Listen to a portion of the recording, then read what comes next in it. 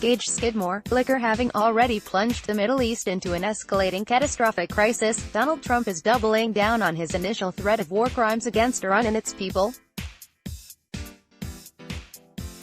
He's also threatening to charge Iraq with sanctions like they've never seen before, in response to expelling American forces, because apparently not only does Trump not understand basic diplomacy or consequences, he apparently believes that countries pay sanctions like he believes they pay tariffs.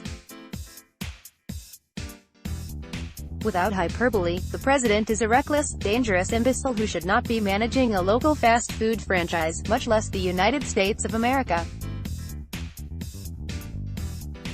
But the president's behavior should not shock us. We all know who and what he is. We all know the character of his shrinking number of rallygoers and core supporters, the ones who would cheer on acts of genocide to bring about biblical Armageddon while aggressively waving the stars and stripes and branding objectors as soy-addled snowflakes. They're who they are.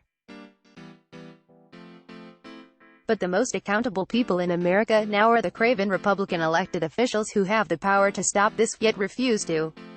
The President of the United States will soon stand trial in the Senate for bribing and extorting a vulnerable foreign power in order to manufacture dirt on a political opponent. The President's threatened and real war crimes against Iran will serve as context and backdrop for that vote.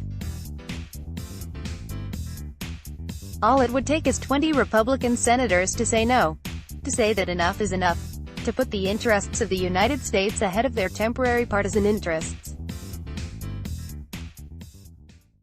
It would only take well under half of the GOP Senate caucus to do the right thing.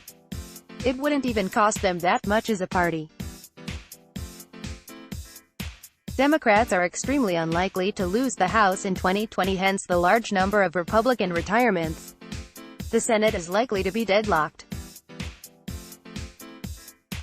Getting rid of Trump would still leave Mike Pence in the White House with the ability to nominate extremist Federalist Society judges. Sure, they would face some primary challenges, but most would survive them. Those who didn't would still get to retire and make millions as lobbyists with a cleaner conscience than they would otherwise. 20 is all it would take to end this nightmare. The power is literally in their hands. There's nothing the rest of us can do until November 2020 to oust the destructive madman in the White House, but there is something they can do. If they don't, the result damages their fault more than Trump's. He just is what he is. If they knowingly allow him to continue, everything he does is directly their fault. And they should be held accountable accordingly. Let's block ads. Why?